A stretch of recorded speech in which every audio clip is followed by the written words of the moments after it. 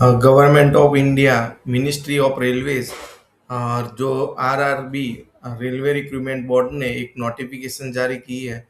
आप ये नोटिफिकेशन में देख सकते हैं। जो रिक्रूटमेंट है वो पोस्ट ऑफ सेक्शन कंट्रोलर के लिए है। तो उसके लिए ये नोटिफिकेशन है। तो पोस्ट का नाम जो है वो सेक्शन कंट्रोलर है, आरआरबी में है। जो जो रेलवे डिपार्टमेंट है उसके लिए है। यहाँ पे नोटिफिकेशन में हम देखेंगे कि applicants are invited from the eligible candidate for post of the section controller given in the table below. The last date for submission of application of 14 August 2026. Applications complete in all respect must be submitted through online mode only। और जो website का नाम है यहाँ पे दिया हुआ है, ये वेबसाइट पे जाके आपको वो फिलअप करना है। वेबसाइट का नाम है rrbapply.gov.in पर जाके आपको ये जो पोस्ट है सेक्शन कंट्रोलर के लिए, उसके लिए आप अप्लाई कर सकते हो। जब ये एप्लीकेशन ओपन होगी उसकी डेट है, आप देख सकते हो 15 जुलाई 2026 टेंटेटिव। तो मीन्स इसके आसपास कभी भी इसके एप्लीकेशन, जो ऑनलाइन एप्लीकेशन विंडो है वो ओपन होगी। तो आपको इसके आरआरबी की वेबसाइट में जाके इसकी नोटिफिकेशन, जब भी ये फॉर्म ऑनलाइन एप्लीकेशन स्टार्ट होगी तो वहाँ पे आप देख सकेंगे। और जो क्लोजिंग डेट है सबमिशन ऑफ एप्लीकेशन वो है 14 अगस्त 2026 है। वो भी टेंटेटिव है, तो उसके आसपास के आप वही डेट हो सकती है। तो आप ये पोस्ट के लिए आप अप्लाई कर सकते हैं। पोस्ट का नाम है सेक्शन कंट्रोलर है। जो पे लेवल रहेगा एज पर 7 CPC। तो वो यहाँ पे देख सकते हैं इनिशियल पे क्या रहेगा, 35,400 रुपीज है। मेडिकल स्टैंडर्ड A2 और एजुकेशन क्वालिफिकेशन एज पर डिटेल्स CEN। है, तो इसका मतलब है कोई भी यहाँ पे हम देखेंगे कि जो एजुकेशन क्वालिफिकेशन है वो एज पर जो डिटेल है CN वो हिसाब से होना चाहिए। जो एज है वो भी 1 जुलाई 2026 डेट है। जो कट ऑफ डेट अकॉर्डिंग उसका जो एज होना चाहिए कैंडिडेट का वो 20 to 33 ईयर एज होनी चाहिए।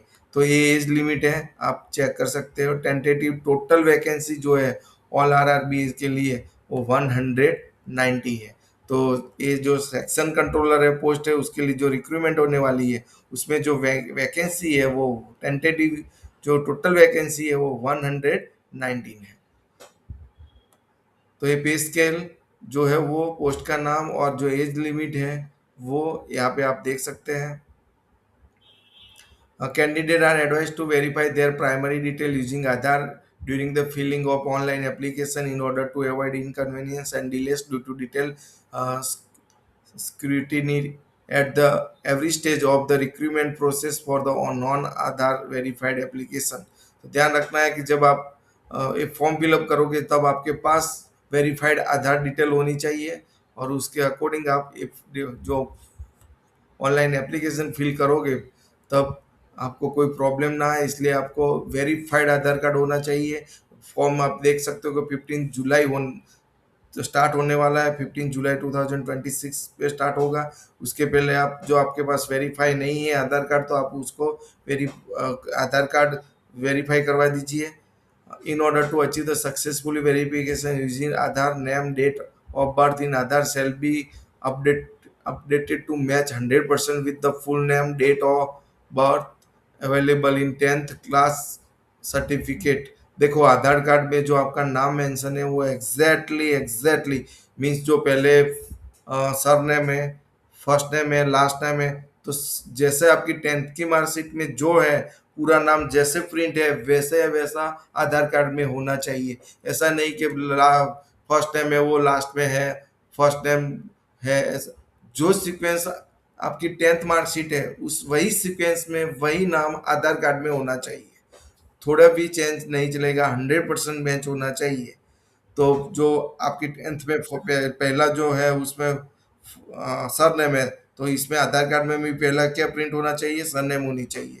बस बाद में जो फर्स्ट नेम है 10th की मार्कशीट में तो उसमें भी सेकंड जो है वो फर्स्ट नेम होना चाहिए और टेंथ में लास्ट नेम है तो उसमें आधार कार्ड में भी लास्ट नेम सेम होना चाहिए। तो मिस टोटली जैसे प्रिंट है टेंथ के क्लास की पास सर्टिफिकेट में, वैसे टोटली सेम टू सेम आपको वहाँ पे नाम होना चाहिए आधार कार्ड में, नहीं तो आप वहाँ पे आपको अपडेट करवाना पड़ेगा। डेट ऑफ बर्थ भी सेम, वो गलत नहीं होनी चाहिए आधार कार्ड के अंदर, तो ये ध्यान रखना है। Similarly Aadhaar need to be updated with the latest photo, latest biometric, fingerprint and iris before the filling of online application.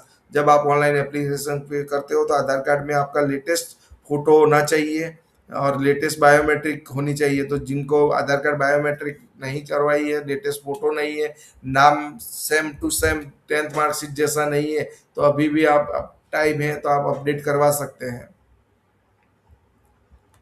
The notice is purely indicated in nature, issued solely for the purpose of the keeping prospective candidate informed about the following CN to be in readiness with the necessary certificate of our document required for applying it. Also clarified that all terms, condition, eligibility criteria, procedure and other requirement governing the recruitment shall be strictly as per its detailed CEN number 3 uh, 2026 along with any corrigendum which may be issued from the time to time that will be published exclusively on the official website of the RRB listed below। देखो ये सब official website यहाँ पे दी है, different different जो location zone है वो according यहाँ पे आप देख सकते हैं। जैसे अहमदाबाद है तो अहमदाबाद में आप वेबसाइट है उस पर जाके rrb ahmedabad.gov.in, चेन्नई है तो rrbchennai.gov.in, तो ये पूरे प्लेस वाइज यहाँ पे दिया है, वेबसाइट के नाम डिटेल दी है। तो आप ये वेबसाइट पे जाके आपको चेक करना है और वहाँ पे जाके आपको अप्लाई करना है। देखो पूरे सारी वेबसाइट की डिटेल यहाँ पे दी हुई है, तो ये बेस्ट अपॉर्चुनिटी है, यहाँ पे आप अप्लाई कर सकते हो। सेंट्रलाइज एम्प्लॉयमेंट नोटिफिकेशन है, CN नंबर यहाँ पे दिया है, सेंट्रलाइज एम्प्लॉयमेंट नोटिफिकेशन नंबर देख सकते हो आप यहाँ पे। और ये वेबसाइट जो है ऑनलाइन अप्लाई करना है, यहाँ पे rrbapply.gov.in पे जाके आपको अप्लाई करना है। फॉर्म जब स्टार्ट होंगे ऑनलाइन मोड में अप्लाई करना है। ऑनलाइन फॉर्म जब स्टार्ट होंगे वो 15 जो जुलाई 2026 टेंटेटिव डेट दिया है तो तब स्टार्ट होगी, और जो क्लोजिंग सबमिशन ऑफ एप्लीकेशन की क्लोजिंग डेट है वो 14 अगस्त 2026 है, टेंटेटिव डेट दी है। और टोटल पोस्ट है वो 119 है। तो जिन कैंडिडेट इंटरेस्टेड है सेक्शन कंट्रोलर पोस्ट के लिए तो RRB की जो वेबसाइट दी है वहाँ पे जाके आपको इस डेट पे जाके ऑनलाइन अप्लाई करना है। तो हमारी चैनल को सब्सक्राइब कीजिए और इस वीडियो को शेयर एंड लाइक कीजिए।